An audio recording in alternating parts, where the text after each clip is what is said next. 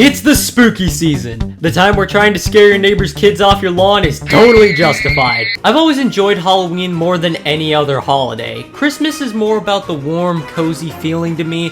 Thanksgiving is just an excuse to see family members you'll never talk to again until next year. Valentine's Day I don't celebrate that one. And New Year's is just a bunch of false promises. But Halloween is just a ton of fun for me. The candy, the cool costumes, the scaring my neighbor's kids, it's all so cool. One thing that Halloween does to all of us is it makes us want to get scared. Most people would usually sit down and watch a horror movie, but honestly, I couldn't care less about those things. I don't care about these random people. I want the threat to be chasing me! Video games open the door to tension that I don't think any movie could ever replicate, mainly because you mostly play from the victim's perspective. And dear God, I've got a ton of things from games that petrify me beyond belief. So to celebrate the season of Spook, I'm going to list off some of the scariest enemies I've come across in the 9 years of gaming under my belt. These things are going to be ranked from least scary to most scary, but they'll also be ranked on how much I love the concept of them and how well it's executed. And just to make sure we don't have anybody waiting for an obvious pick, I'm not putting Pyramid Head on this list. He's on literally everyone else's, and plus, I haven't played Silent Hill, so I don't know any of the symbolism behind him. Sue me. Now do keep in mind that what I find scary may seem completely normal to you. Everyone has their own perspective on fear, and I'm just judging this list solely by my own. And the only reason I bring this up is so I can justify my first pick for this list.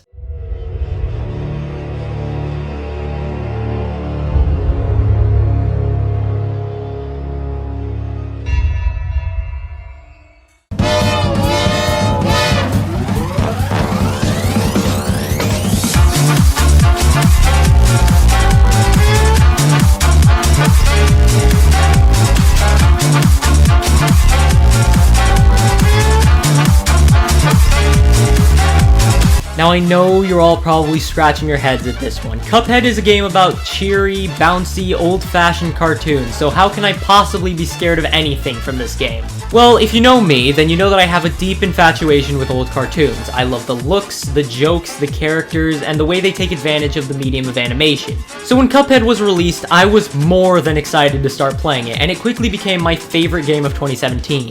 But if you really know me, then you know that I also have a deep fear of old cartoons. I know I sound completely nuts, but trust me, I'm being honest. The thing about old cartoons that terrifies me is the way characters exaggerate their emotions. Their faces look completely unnatural and they get burned into my memory, so much in fact to the point where I get up late at night to get a drink or something and I can't help but see their distorted faces in the darkness. And in doing their best to emulate the style of old cartoons, the Cuphead dev team also added their fair share of these terrifying exaggerations to their characters. So really, I could have put anything from Cuphead on this list, but I decided to go with the Haunted Train just so we can stay somewhat thematic. As for the fight itself, it's one of the final bosses in the game, and in a game that's so hard even IGN can't beat the tutorial, you can imagine how difficult this fight is. The main gimmick here is this little cart you stand on. This is the only ground you have in this entire stage, so in order to avoid certain attacks,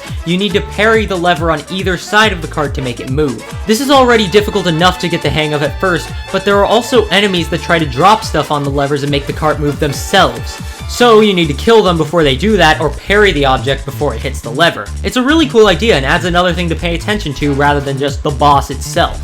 And speaking of the boss itself, it's one of the only bosses in the game that doesn't necessarily change forms like most of the bosses. Instead, you need to fight multiple mini-bosses, for lack of a better term, in order to work your way to the front of the train and win. The first phase has you fighting a ghost in the back of the train, and he shoots eyeballs out of his hands that bounce towards you and is absolutely horrifying to imagine in real life. The next phase is against the conductor, who for some reason isn't driving the train, and now I'm starting to understand why everyone riding this thing is dead. The third phase is against these...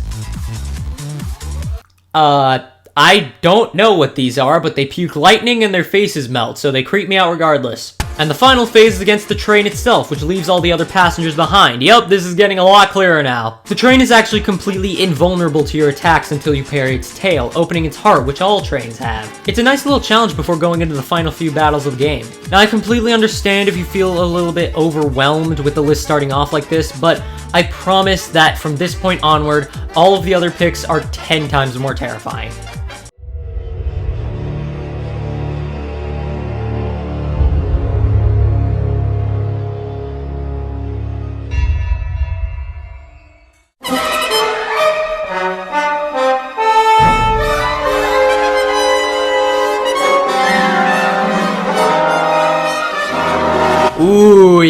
here we go. We're on a much better start now. In a universe as fleshed out as Star Wars, I'm sure there's something scary here for everybody. But when it comes to games, the Jotaz from Fallen Order is by far one of the scariest things to me for several reasons. Their design alone is the creepiest part about them, and they're way more imposing than most of the other enemies in the game. They also have this roar that doesn't sound right coming out of them. I mean, I don't know if they have like weird lungs or something, but it sounds like it's really painful for them to roar. The Jotaz are native to the planet Zepho, and Zepho is the second planet you go to in Fallen Order. So seeing this thing in the early game while you're still trying to get a hang of the combat is absolutely horrifying. The combat of Fallen Order is by far one of the best parts of the game, since no encounter ever feels similar because each enemy requires a different approach that you learn over time just by fighting them. But when it comes to these giant hulking space trolls, even after beating the game, I still don't know the best way to approach these things. They obliterate my health bar, swing super fast, and their attacks make no sense to me. Specifically their red attack where they charge and kick you since you can't block it, and I for the life of me can't figure out when I'm supposed to dodge this attack because of how drawn out it is. And because I don't know how to combat these things efficiently, I mostly just keep my distance and force slow them so I can land a heavy blow, which sometimes just doesn't work. Are these things just immune to the force or something? And there's even a mini-boss variant of them that takes all the stuff I just talked about and doubles it. So thanks, game devs, that's exactly what I needed right now. Here's a comparison. These things are more difficult than an AT-ST. Yes, I'm being serious. These things are harder to fight than a walking tank built for war. I know that a lot of people who have played Fallen Order would have probably put the Nidak on here rather than the Jotaz because of their really cheap shots and speed, making them hard to predict. But I actually learned how they worked after my third time fighting one. Plus, their design just looks kinda goofy to me rather than scary. The only reason the Jotaz are so low on this list though is because I feel like my issues with fighting them stem from me not knowing what I'm doing. But hey, 9th place is nothing to be upset about. Oh, okay, never mind. He doesn't seem to agree. Ungrateful.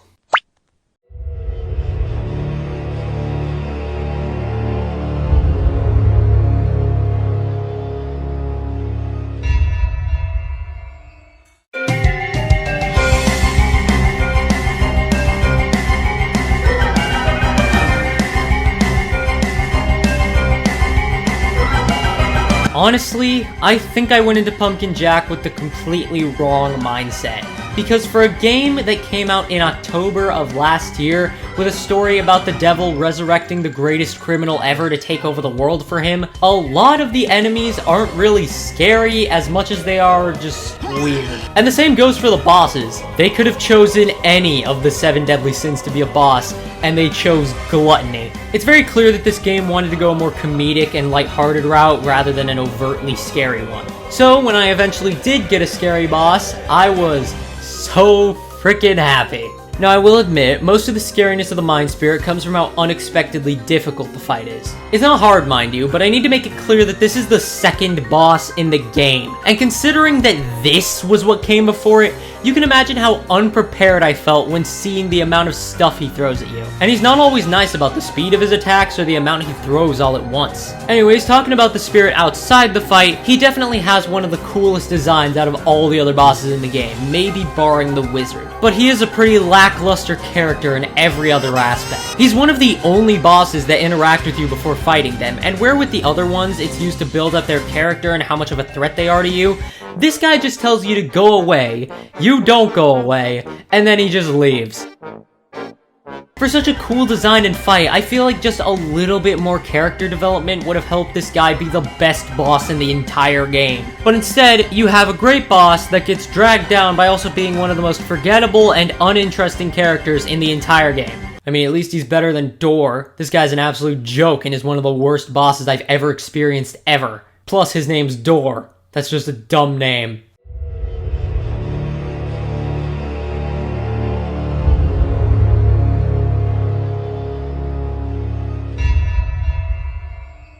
And for number 7, we have another Star Wars rep, and considering that I rank this thing above the Jotaz, I'm sure you're expecting something like the Rancor or NK Necrosis or Lego Jabba the Hutt.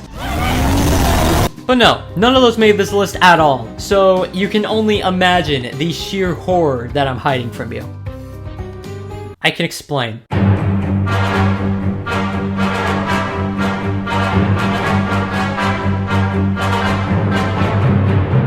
I know a lot of you probably just rolled your eyes at me. Ewoks are by far one of the least scary and least threatening things in all of Star Wars, especially in Battlefront 2. But I'm not referring to the Ewoks in the base game.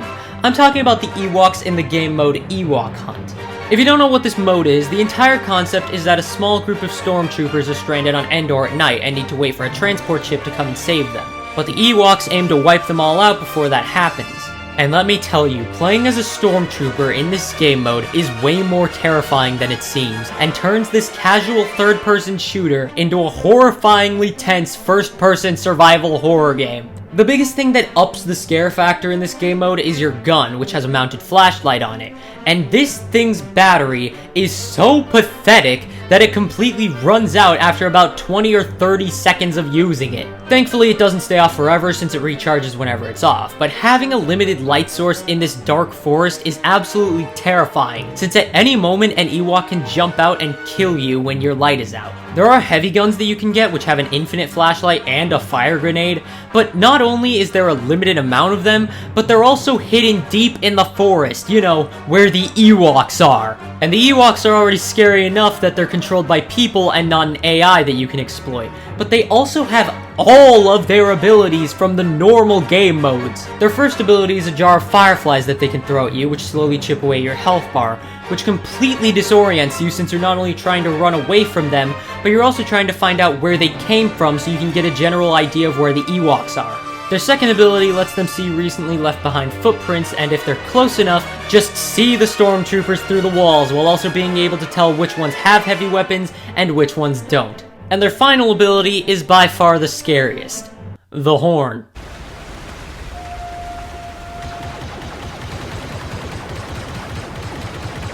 This thing's already terrifying to hear in the distance when you're alone, but fun fact, the horn actually gives the Ewoks damage reduction, somehow. So if you hear the horn, this most likely means you're about to be charged by an Ewok soon, since they'll take less damage from your blaster shots. Another thing they can do is use these little holes in the trees to climb up to their houses, which not only lets them get away from combat if they're overwhelmed, but they can also get the jump on you by falling from the sky. The Ewoks were built for stealthy kills, and that's especially prominent in this game mode. But the scariest part about the Ewoks in this mode is not their abilities, it's the way they quickly overwhelm you. See, whenever a stormtrooper dies in this mode, they turn into an Ewok, so the more they kill, the more of them there are. Plus, they infinitely respawn, so being one of the last stormtroopers alive is incredibly tense, since the Ewoks could rush you and easily take you out with their larger numbers. Now I know that despite all of this, at the end of the day, the Ewoks are walking teddy bears with pointy sticks, but in this mode they truly shine and are genuinely terrifying to go up against. Don't judge me, they're scary.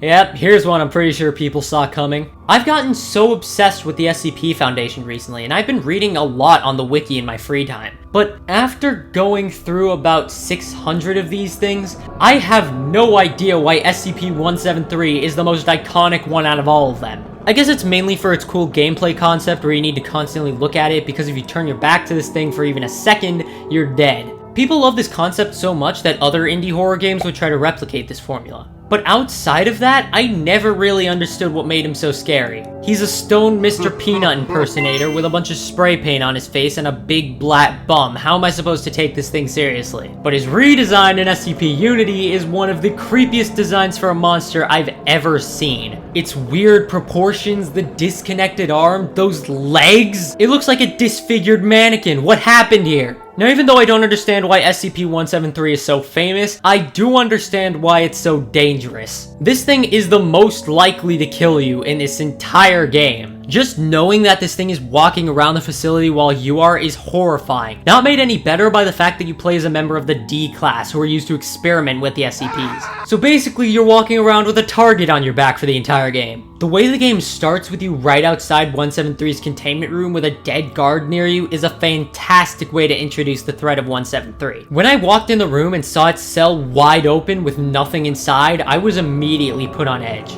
Plus, SCP-173 is so disturbing to see in a room that most of the time I just shut the door and go somewhere else. This is also because trying to cross a room that 173's in is by far the most tense part of the game, since you have to keep looking at him while also hugging the walls trying to look for the door. Now there is actually a way to stop 173 though. By exploring the facility, you'll eventually come across these little guys rolling around in a cell called SCPs 131A and 131B. They're basically giant eyeball unicycles that roll around with no care in the world, but apparently they are aware of the fact that SCP-173 can't move while it's being watched. So if you can get these things out of their cell and find SCP-173, you can keep it from moving for the rest of the game. It's a neat little idea of having to contain the SCPs chasing you in some way in order to win. They really went above and beyond for this game, and I really wish things didn't go downhill behind the scenes, because if this game was finished, I'm sure it would have been great. The alpha is still up and can be downloaded for free, so I'll leave a link in the description for anybody who wants to try it out for themselves.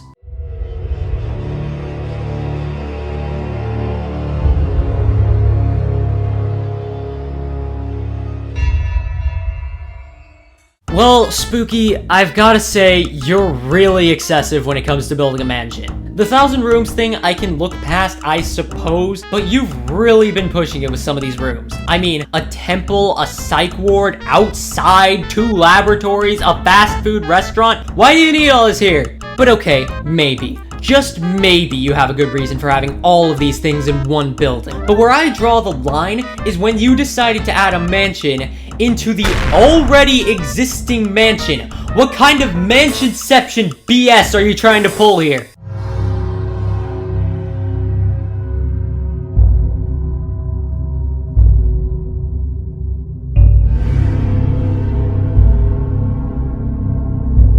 Okay, look, outside of being the worst person to plan the layout of your house, I will say, Spooky does have something going with the specimen locations in this game. I think the unique locales are my favorite part of Spooky's Jumpscare Mansion, since they're not only a great way to break up the gameplay of just running through hallways, but they also provide a deeper dive into the backstories of the specimens that inhabit them. But with Specimen 12's location, the game takes this formula and flips it completely on its head, making it by far one of my favorite parts of the whole game. But before we get into that, let's talk about the main threat here. As you explore this mansion center of a mansion pop, you'll eventually run into this creepy guy. Straight off the bat, this guy is way creepier than most of the other specimens in the game. I know that sounds weird, but take this into consideration. This guy is the only other human you see in this entire game. There are notes left behind by other people who have entered the mansion before you, but all of them either died in this place or became a specimen themselves. So the fact that this guy is not only alive this far into the mansion, but also looks totally normal makes this encounter all the more unsettling. Not made any better by his creepy pedo dialogue. You'll like being dead, I promise. The way this whole section works is that you need to find a bunch of items that'll eventually help you escape the mansion, all the while hiding from this guy in a very similar way to Clock Tower, but on a much smaller scale. This is the only place in the game where hiding is a mechanic, once again, making this whole part of the game stand out way more than any of the others. The one downside about Specimen 12's part of the game is that this guy only has set encounters. He doesn't wander through the halls looking for you while you're moving around, which is kinda disappointing. My first time going through this part of the game was absolutely terrifying because any noise I heard put me on high alert. But after playing through it a few times, I know I'm free to just run around and do whatever I want as long as I avoid the rooms he appears in. I'm so lonely. Now before you ask, yes, I have tried to hit him with the axe. I'll just tell you right now, it doesn't work. He just deflects it like a friggin' Jedi. God, I need to stop talking about Star Wars. But there's one thing I neglected to mention about Specimen 12, which is basically everything. Yeah, I haven't talked about Specimen 12 at all yet. That's because this guy isn't Specimen 12. Specimen 12 is actually the very mansion this segment of the game takes place in. Specimen 12 is just one massive entity that tries to mimic its surroundings in order to blend in this case, the mansion. So who's the guy who actively chases you through this place then? Well, on my first playthrough of this game, I thought this guy was actually someone who got this far into the mansion and went crazy after seeing there was a second one, making him think that it's all just a pointless journey since he'll probably just keep ending up in another one again and again no matter how far he goes. But after reading the notes, I found out that this guy was actually glad to discover this second mansion and saw it as a sort of resting spot until he was attacked by another guy in the mansion. And I know that this is him writing these since he talks about the sickle he drags around. Specimen 12 is pulling a page straight out of The Shining. It's possessing people to act as hosts in order to kill anyone who steps foot inside, or take them as a host as well, and it disposes of all its old hosts in the cellar. This is one of the more creative and terrifying revelations of the game, since the specimen can't hurt you without the help of someone else working under its influence. I genuinely love the concept here, and it makes for one of the most unsettling specimens in the entire game. It's a real shame that Specimen 12 picked the most clumsy host to possess though, since he keeps dropping keys for you to pick up. Thanks a ton, idiot!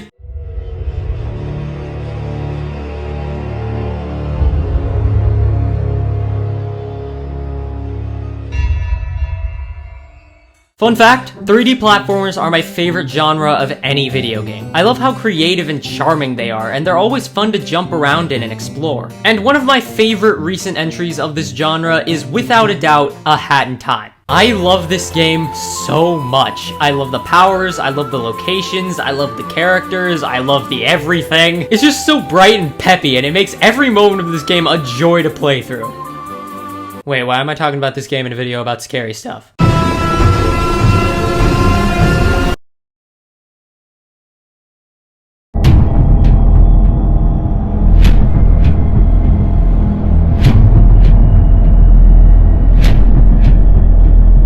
I'll be honest right now, it took every iota of my willpower to not put Snatcher on this list. He's my favorite video game character ever as of right now, so I really wanted to be able to put him on here. But not only would he have steamrolled to the top of this list without question, but I'm also just not scared of him. At all. How could I be? Look at this face, it's adorable. Sorry, I'll talk about Queen Vanessa now. Now I will say, Queen Vanessa's part of the game was completely unexpected. Yeah, Subcon Forest is a little unsettling with its reality-shifting ghosts, living toilets, and weirdly pedophilic nooses. I wouldn't mind being strapped around a cute neck like yours. But the art for this section of the game in particular is just so disturbing when all of the other ones are so adorable. It's like the quiet kid at school. As for Queen Vanessa herself, well, I think it's best to open this up with a story.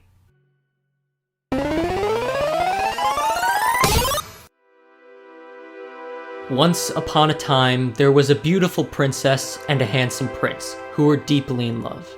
The princess was a caring and kind-hearted soul. She was beloved by all her subjects.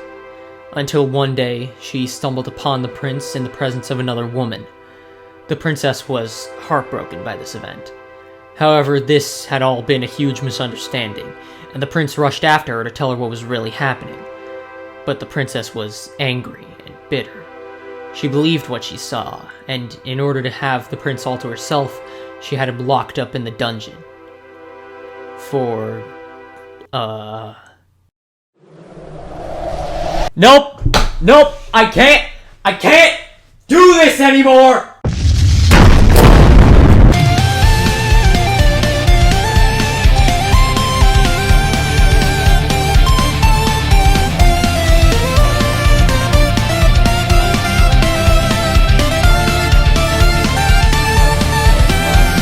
You know, Snatcher is actually a pretty spooky fellow. I mean, look at this purple string bean. I'm terrified. I know a lot of you think I shoehorned Snatcher into this list because I love him so much, and in response, yeah, you're right. Like I said before, I'm not scared of him to any degree. That's really the only reason I kept him out of the top 3. But absolutely everything else about him is just so perfect that I couldn't help myself. We already went over his backstory in connection to Queen Vanessa, but I want to get into him as you see him in the game. Snatcher is a ghost that rules over Subcon Forest and gets people who wander in to do his dirty work through legally written documents. Ah!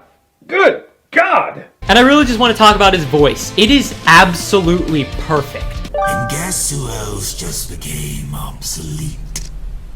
That's right. You. Good morning! Are you ready to complete your contractual obligations? You didn't forget about me, did ya?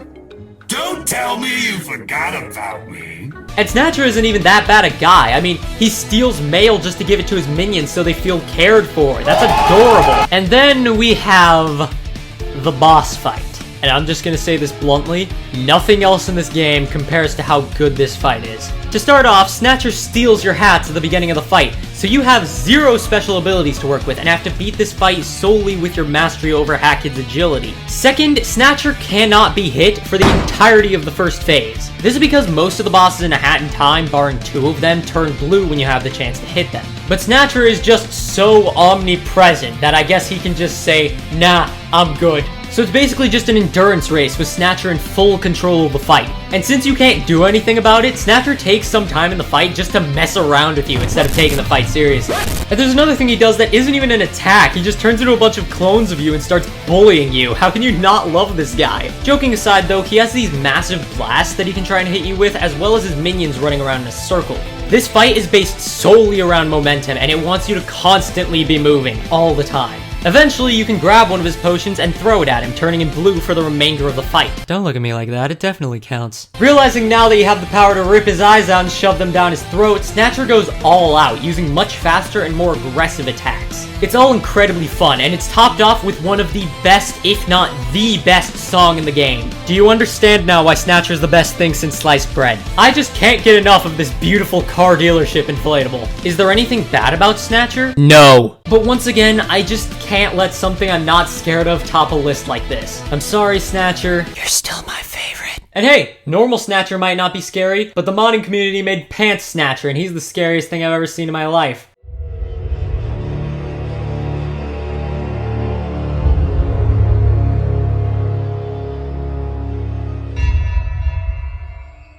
Well everyone, we made it to the top 3. So for this next entry, I've switched the background to this spooky little hotel. Breakfast and murder.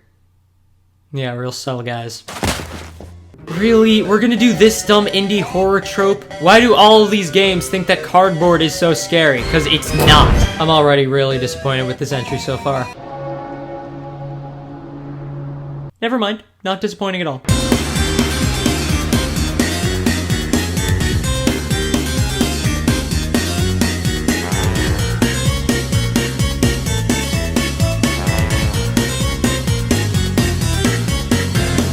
Dark Deception was another one of those games like Spookies and SCP Unity, where all of the monsters are just so varied that I can honestly talk about all of them. There's the Gold Watchers acting like a swarm of SCP-173s, which you can probably imagine is terrifying. There's the Dread Duckies with their amazing location and the fact that they hide from you, making them all the more unsettling. There's Agatha with her amazing design and insane speed and teleportation. And even the new creatures they're adding, like Mama Bear and the Joy Joy Gang, look incredibly promising. But no matter how I ranked any of the other creatures in the game, the murder monkeys just seem to beat them in almost every category. I'm serious. Firstly, their location is incredible. The hotel looks absolutely amazing, and I love the art of the monkeys on the walls. Their designs are terrifying while still having a bit of goofiness to them. I mean, look at this. They dressed the cymbal-banging monkey from Toy Story like a bellhop and gave it knives for hands. This is awesome. Their gameplay is on the basic side, but I can forgive that since they're the first enemy in the game. They don't do anything special. There's just 3 of them that chase you through a maze. And in a game that's essentially first-person Pac-Man, that's as basic as you can get. But the monkeys just have ways of surrounding you in a split second. And since you can't see them on the map without the red crystal, you need to listen for their footsteps to find out where they are and where to go as a result. It's also soupy. It's also super scary seeing them emerge from the darkness of the hallways. It's so freaking cool. And they're not just limited to their level in the game. You can see them guarding doors to other levels, and you can even see one locked up in a cage in the circus stage. Now, weirdly enough, these things have a backstory. Apparently, when they were alive, they were psychotic murderers, acting pretty much entirely through animalistic instinct. So when they died, they were reincarnated as the mindless killing machines we see in the game. Now, yes, this is basically just a long-winded way of saying, Reject humanity! Become but it's still a really cool concept for these guys. Plus, once you collect all the shards, the monkeys go into full rage mode and a horde of them chase after you as you run for the exit. Yeah, it's not as cool as a boss fight against the Joker and Tamatoa's creepy child, but it's a fun little sequence nonetheless. When I was choosing what monster would be the rep for Dark Deception, it came down to either the monkeys or the Gold Watchers. And while the Gold Watchers have a complex gameplay mechanic, are way more intimidating, have one of the coolest maps in the game, and are just better in every way, they can also be made into a complete joke by just leading them all into a corner and constantly looking that way. Whereas with the monkeys, there's no way to stop them outside of the stun orb. And the hallways are so much more compact that you can't just run around them and avoid them entirely. Oh, and I can't forget this. In the spin-off game, Monsters and Mortals, they added a variant to the murder monkeys that wears a chef outfit, has buzzsaws for hands, and plays the music from the Spider-Man 2 pizza delivery game in the background.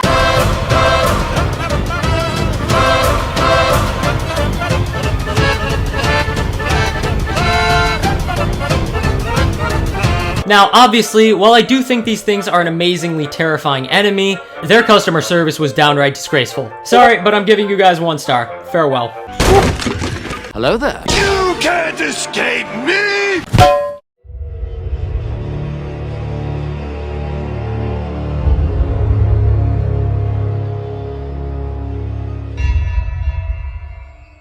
So, you can probably tell from the other entries on this list that I don't play a lot of scary games. And while I could make an excuse as to why that is, I'm just gonna be honest, I'm a total wuss. On the rare occasion I play a scary game completely blind, I almost always either lower the volume of the game to like 40% or just remove my headphones altogether. For the most part, this works, and eventually I get comfortable enough where I can crank the volume up to 41. Ooh, getting the big boy pants on now. But no, I don't get to ease myself into FNAF 4, do I, Scott? It's all or nothing with your eardrums on the table.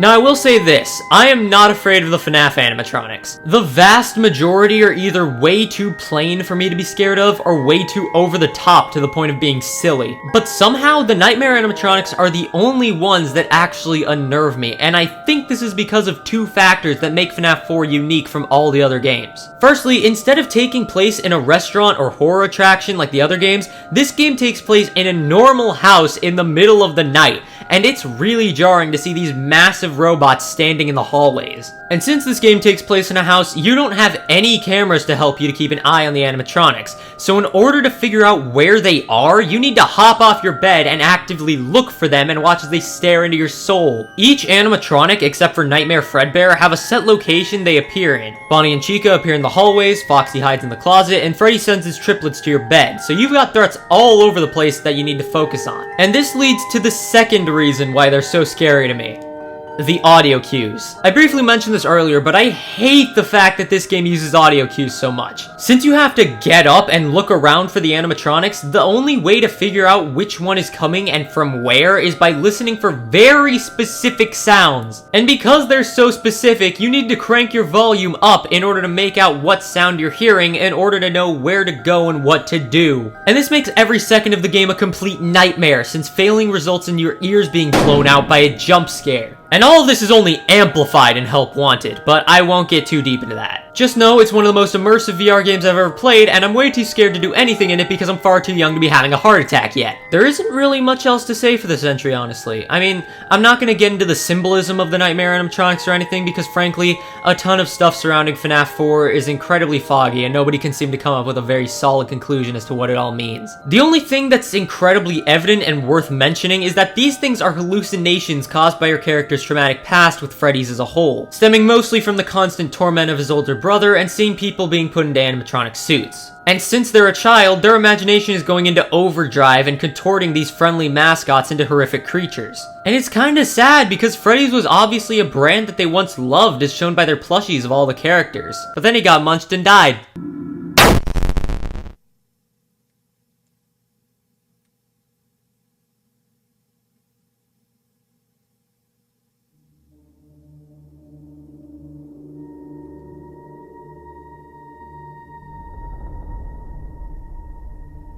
Was that the bite of 80? Was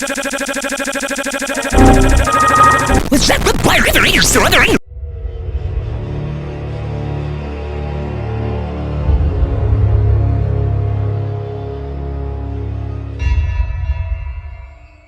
Well, we finally made it to the scariest enemy on this list. For this one, I'm gonna reveal my biggest fear when it comes to scary creatures in media, and that's body horror. For me, body horror is the most unsettling thing of all time. Seeing things that have contorted limbs and disfigured body proportions while still appearing human makes my skin crawl.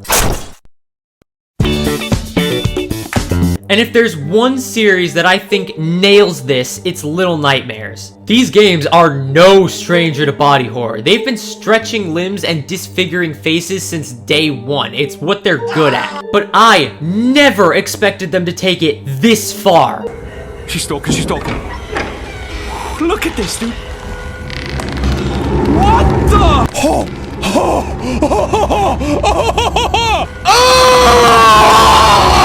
Yo, what the? Holy sh! Ow! You're like a cheese string. What are you doing? Dude! When you retract that, where's it going? As her neck kept growing, the kept getting longer.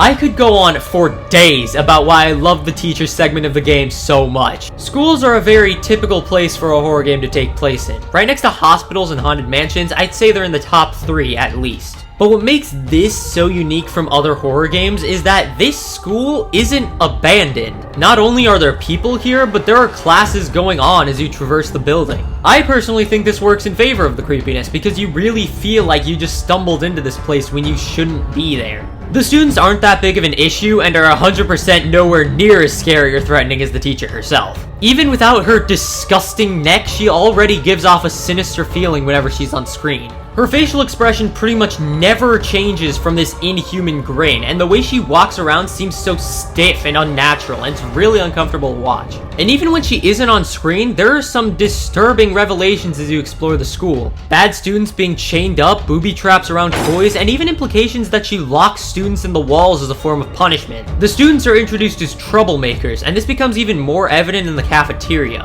But when they're in the presence of the teacher, they are completely silent and almost seem threatened by her. You think you have strict teachers? Nah, you don't know strict until you meet Miss Wormneck here. And speaking of her neck, this horrific equation gets so much worse when you add that thing into it. I don't know what the Little Nightmares devs were smoking when they decided to give the teacher a pool noodle for a neck, but Jesus Christ, it's the most unsettling thing you'll experience in this game. And the noises! Oh my god, the noises! I can't tell if they want me to scream or throw up. Her neck gives her incredible reach, so if she sees you, it's pretty much impossible to get away unless you act really quick. There's a part in the school where you're trying to avoid the teacher in the library while she wraps her neck around these stacks of books. And throughout this whole part, I was holding my breath hoping she would just leave. And it's made even more tense by the incredible sound design. Little Nightmares is a master of sound design, and they know just how to unsettle you with minor sounds or music. It's not loud, it's not over the top, but it makes you feel like something's crawling up your spine, which works perfectly with the teacher. One thing I love about Little Nightmares in general is that it makes you feel like you're just one part of a massive world with everything happening around you. Now this stems to every monster in the games, but with the teacher specifically, you get to see her doing a bunch of things around the school. You can see her teaching a class, playing piano, setting up a science lab, and you can even see a shadow of her punishing a student in the closet. If there's DLC to this game, I would honestly love another chapter just dedicated to the teacher. But the biggest reason the teacher is at the top of this list is the final chase with her where you and Six escape into the vents. Normally the vents are a place where you can relax and catch your breath, but the teacher won't even let you have that. This is the most terrifying and heart-pounding part of Little Nightmares 2, and even Little Nightmares 1 to me. Her once dead and emotionless face now looks completely insane as she tries to catch you, and she doesn't even care about the vents at all and just rams her head straight through them. And I'm not even gonna talk about the implications this has for the length of her neck. A couple meters is BS. If she's able to stretch her neck up to the vent, through the vent, and then come out this far out, her neck has to be at least 40 feet long. Probably even longer because she doesn't even seem to have any strain from doing this. You're lucky you aren't real because I'd throw you in a box and use your neck as a ribbon. Now, obviously, there are plenty of scarier things in video games that deserve to be on this list, but I only want to rank things from games that I've actually played since I gathered the full experience. As I said, I'm a total wuss when it comes to scary games, so I've barely scratched the surface with this list. I probably will make another list like this once I've experienced more scary things, but for now, I hope you like this video and I hope you have a nice Halloween. Anyways, here's some candy. Now get off my lawn.